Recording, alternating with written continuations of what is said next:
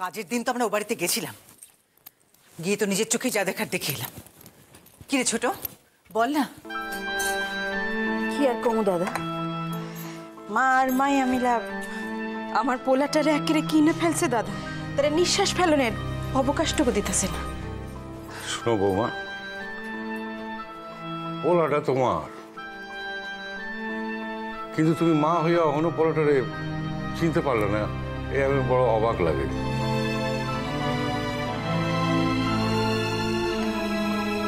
একটা কথা কেন বুঝো না যে আমরা আমগো পোলারে এমন ভাবে মানুষ করি না যে যে কেউ তারে কিনা ফেলাইতে পারে। কিনে ফেলা ছাড়া আর কি বা বলি বলো তো। ঠিক আছে, সোনা বিক্রি না হয়ে যা, কিন্তু সে যে ফাঁদে পড়ে গেছে ব্যাপারে কোনো সন্দেহ নেই। আপনারা তো কইলাম দাদা, কিভাবে মা আর মাইয়া মিলা তারে ফাঁসাইছে সকলেই তো কইলাম।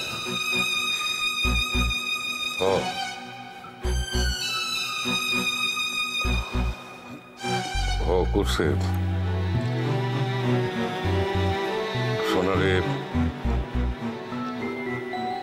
সোনারে তার শ্বশুরের শেষকৃত্যে সব খরচ বহন করেছে, ওর কাছ থেকে টাকা নিয়েছে, করছে। সোনা তাগো জামাই হয়ে আসে যদি তার শ্বশুরের শেষ কামখান করে ফেলায়, তাতে তো আমগো কিছু নাই। সেয়াতে তো তার ফান্দে পড়া হইল না। তা জানি না দাদা, সবে তো শুরু। দেখেন পোলাম আর কি ফান্দে পড়ে, ও রাজা মানুষ। অত সহজ নাকি? সবে তো কাজটা মিটেছে, তাই কিছু বলিনি। কটা দিন যাক, আমাদের ছেলেকে যদি আমাদের কাছে না আসতে দেয় না, আমি নিজে কি এমন অশান্তি করে আমাদের ছেলেকে নিয়ে আসবো এখানে, তখন বুঝবে কত ধানে কত চাল। মনটাকে শক্ত করো জয়া। মানে ধরে নাও সোনা আর কোনোদিনই ফিরতে পারবে না। কি বলছো কি তুমি যাতা?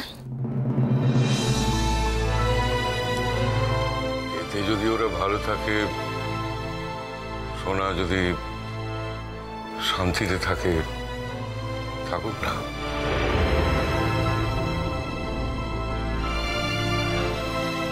বাড়িতে এলে ময়না তো সোনাকে কিছুদিন শান্তিতে থাকতে দেবে না, কোনো না কোনো প্রকারে গন্ডগোল বাঁধাবেই।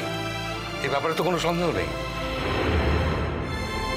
তার মানে সোনার বাচ্চারে আমরা কোনোদিন নাড়াচাড়া করতে পারবো না, এই তো কন দাদা।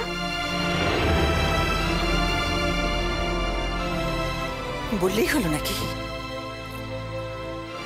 কতদিন থেকে আশা করে বসে আছি যে ওই বাচ্চাটা এলে তাকে নিয়ে আমরা সব অশান্তি ভুলে থাকবো। আচ্ছা জয়া, তুমি কি মনে করো যে ময়না তার বাচ্চাটাকে তোমাদের হাতে দেবে? ও যেই দেখবে যে আমরা বাচ্চাটাকে নিয়ে আনন্দে মেতে আছি, সঙ্গে সঙ্গে তাকে আমাদের কাছ থেকে নিয়ে নেবে। আমরা ভালো থাকি, এটা তো সে চায় না।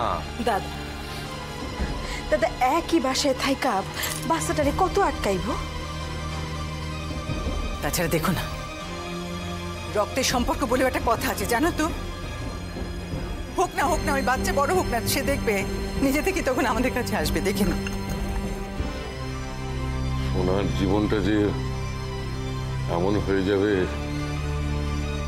আমি কোনোদিন স্বপ্নেও ভাবিনি। এই সব ব্যাপারটার জন্য সব তো আমার আমি আমি আমি যে কেন তখন কিরণ আর ওর সম্পর্কটাকে মেনে নিলাম না। ও দাদা, অহন শুধায় তাই ভাবি, জাত ধর্ম সকলের উপরে সত্য মানুষ, তার শিক্ষা, তার ব্যবহার, তার চাল চলন। জানো বৌমা, আসলে বহুকালের সংস্কার তো, তার রেশ গিয়া পড়লো সোনার উপরে। অন্ত আবার শুনতেছি মায়াটা তার শ্বশুরঘর ছেড়ে কোথায় চলে গেছে। খোঁজ পাওয়া যেতেছে না। কখনো এ কথাও ভুলবো না যে একটা রাত্রির জন্য আশ্রয় চাইতে এসে মেয়েটা বিমুখ হয়ে গেছে এই আমাদেরই বাড়ি থেকে।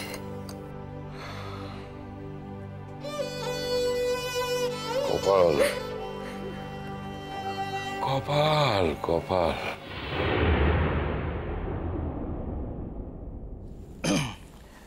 আমারে একখান ফোন করণের পারমিশন দিবেন? দেখেন, আমি জানি অভিযোগের ভিত্তিতে আপনারা আমার এই থানায় ডাইকা আনছেন কথা কনের লিগা, কিন্তু অফিসার আমি যে এই থানায় আইছি এই খবর খান তো আমার বাসার লোকজনদের জানানো দরকার। বাড়ির লোক কি করবে? বাঁচাবে আপনাকে? অফিসার,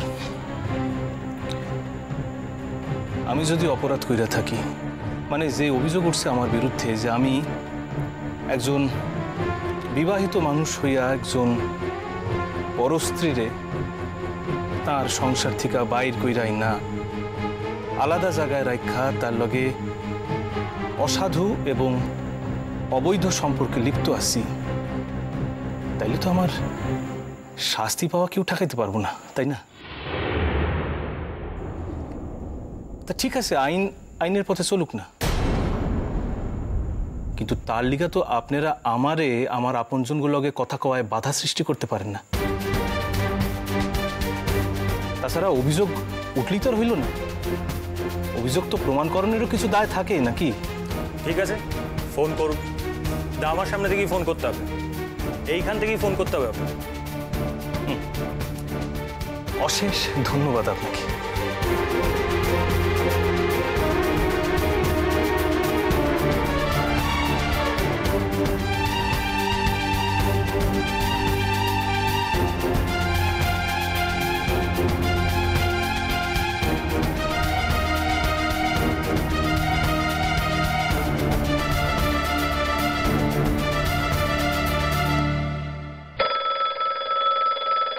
দেখো আবার কার ফোন এলো।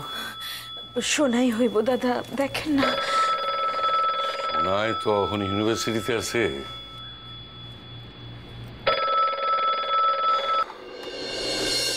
হ্যালো হ্যালো জ্যাঠামশাই, আমি সোনা কইতেছি। ও সোনা, তোমার মায়ের জ্যাঠাইমা তো ঠিক কথাই কইছেন। আমি তো ওদের কইতে আসছিলাম যে তুমি এখন ফোন করতে পারো না, কারণ তুমি এখন ইউনিভার্সিটিতে আছো। তা বাপ অনেকদিন তো হয়ে গেল গিয়া, হ্যাঁ, আর তো ছুটি কাটানো ঠিক না। কাম কাজ যখন হয়ে গেছে তখন তো এবারে তো জয়েন করতে লাগে নাকি? হ্যাঁ, তা আছো কেমন? টাকা পয়সা সব নিয়ে নিচ্ছে নাকি? ওর লিগা তুমি চিন্তা করো না, পুরুষ মানুষ নিজের ক্ষমতায় আবার রোজগার করে নিতে পারবো। কি গো, তুমি একাই কি সব কথা বলবে নাকি? আমাদের একটু কথা বলতে দাও। দাঁড়াও না, দিচ্ছি। শোনা, ময়না আছে কেমন? তো টাইম তো হয়ে আসছে, তো বেশি দেরি নাই। পরে সাবধানে থাকতে কইও, বুঝলা? বিশেষ করে সিঁড়ি ভাঙার ব্যাপারে। জ্যাঠামশাই, আমি একখান অন্য কথা কইতে চাইতেছিলাম। কও। আমি এখন থানায় জ্যাঠামশাই। কি থানায়? কেন, কার কি হয়েছে? নাকি তুমি নিজে কোনো বিপদে পড়ছো? জ্যাঠামশাই, এই সৌম্যবাবু আমার এগেনস্টে কমপ্লেন করছেন যে আমি নাকি তার স্ত্রীরে আলাদা জায়গায় রাখা তার লগে অবৈধ সম্পর্ক। থামো।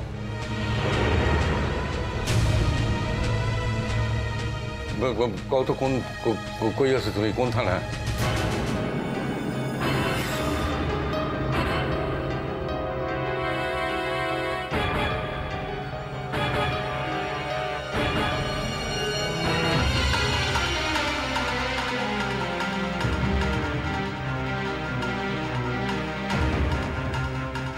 দেশে কি আইন কানুন উঠে গেছে নাকি? যে যা খুশি কইব আর তার কথার উপর ভিত্তি করে। কি গো, আচ্ছা কি হয়েছে বলবে তো? দাদা, আমি তখন তোমাকে বললাম না ছেলেটাকে এবার আবার কোন দিক থেকে ফাঁসাবে তার কোনো ঠিক নেই। দেখলে তোমার কথা মিলল তো? ও দাদা, একবার দেন না দাদা, শোনার লগে একটিবার কথা কমু, একবার তার গলার স্বর খান শুনু। দাও না গো। শোনা, তুমি চিন্তা করো না, আমরা তোমার পাশে আছি। তুমি মার লগে একটু কথা কয়ালো তো। শোনো, একটা কথা মনে রাখবা, সত্য চিরকালই সত্য, মিথ্যা কখনো জয়ী হইতে পারে না।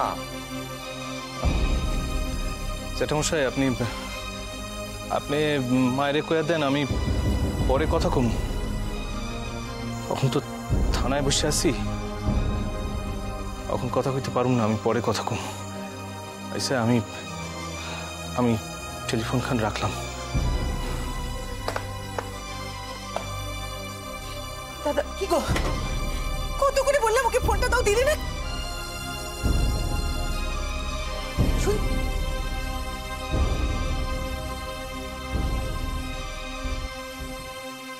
শোনা,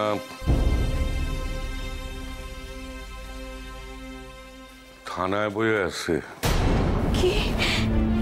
কেন কেন থানায় কেন দাদা? আবার কিসে ভাসলো সে?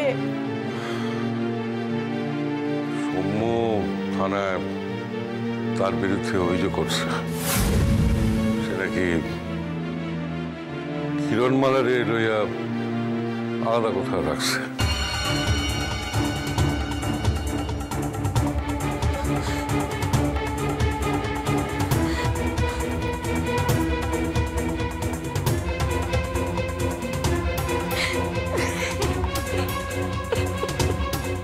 জব্বর আলী, তুমি তোমার মাইয়ার গায়ে হাত তুলছো? মাইয়া আমার,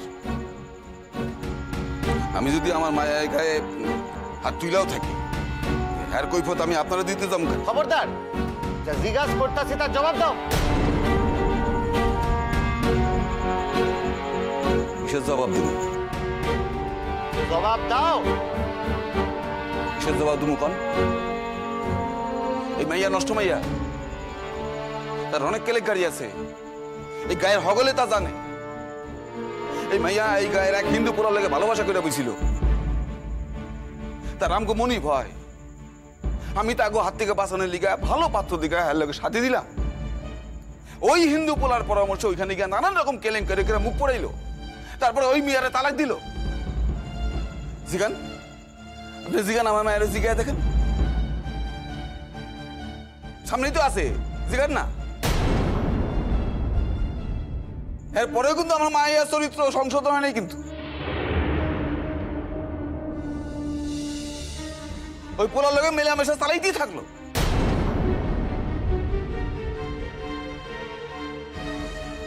ওই পোলা কিন্তু শাদি কিনে নিছে, ঘরে বউ রেখা হে আমার মাইয়ার লইয়া ফুর্তি করতো। জিগায় দেখেন, এরপরেও শেষ নেই হুজুর, এরপরেও শেষ নাই। আপনি যখন আমার মাইয়ার অভিযোগ লেখা আমার তুইলেই আনছেন, তখন আপনারা কিন্তু পুরা কথাখান শুনতে হইব। স্যার স্যার স্যার এই সকল কথাগুলান উনি ওনার মতো কইরা রং চড়াইয়া কইতাছেন। স্যার আপনি একদম কানে তুলবেন না, একদম বিশ্বাস করবেন না স্যার। স্যার দেখেন, এক একখান বিষয় তো এক একজন এক এক রকম কইরা দেখে। উনি উনি উনি বিকৃত কইরা দেখতাছেন, তার লিগে এইসব কথা কইতেছেন। আমার তুমি সে মুরব্বী হয়েছে না? হ্যাঁ, গায়ে এখন খুব আঠা। আমার মাই আইছে না গায়ে হেলিকা, অন্য গায়ে গায়ে যাইতে তোমার এখন মন চায় না। বুঝি না আমি কেন কি লিগা? হ্যাঁ, কি সব ব্যাপার শুনতেছে? কি ভাবছো? আমি মনে করি না কিছু। কি কি কি মনে করছো তুমি? সব্বর চাচা, মুখ সামলাইয়া কথা কন। আপনি যে আমারে অপমান করতে গিয়া আপনার মায়ারে অপমান করতেছেন, এই বুদ্ধিখান আছে আপনি? এই আমার আবার নীতি শিক্ষা দিতে আইছে। অমনিকার মাতব বলেন রে। বকু ভাই, তারে কথা কইতে বাধা দিয়েন না। আপনার এবং আমার কেউরি মান এতটাও ঠুনকো না যে জব্বর আলী লাখান একখান মানুষের কথায় সে নষ্ট হইয়া যাইব। তাই কইতাছি তার আগে কথা কইতে দেন, তার কথা আগে শেষ হোক। শুনো, তোমার মাইয়ার বিরুদ্ধে কি কি অভিযোগ আছে তোমার এক্ষণে কইয়া ফেলাও। শুনেন হুজুর, আপনি আমাকে গা শাসন করণের লিগে আইছেন, ভালো কথা। আমার শাসনের ব্যাপারে আপনি মাথা ঘামান না। তুমি কি আমাকে ভয় দেখাচ্ছ নাকি জব্বর? না, সাবধান করতেছি। আমাকে দলের পোলারা আপনার এই পদক্ষেপ কিন্তু ভালো চোখে নিব না। মেলা সময় থেকে তোমার অনেক বড় বড় কথা শুনতেছি জব্বর। আমার জায়গায় দাঁড়িয়ে তুমি আমারে শাসন করো, আমারে ভয় দেখাও। ওই ওই নিজেরে কি ভাবো তুমি? কি কি সর্বশক্তিমান? চক্ষু দেখায় না হুজুর, কাউর চক্ষু দাঁড় না। এবার ধরবা না, ধরুন না। আপনি আমার আটকে রাখবেন, তাহলে কিন্তু গায়ে আগুন চলে যাবো হুজুর। আমিও দেখতে চাই এই গায়ে কত জ্বালানি আছে,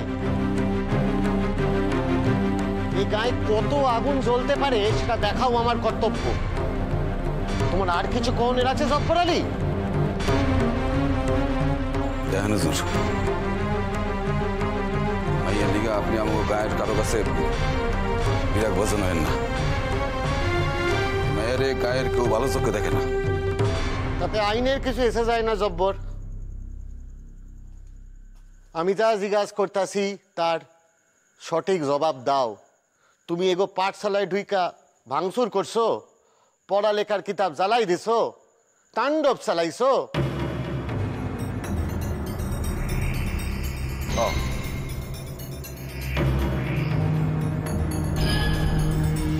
কেন? কারণ আমি মনে করি মাইয়ারা লেখাপড়া শেখার লিগা জন্মায় নাই। দেখো, কাম হইলে সংসার সামলানো আর সন্তান পালন করা।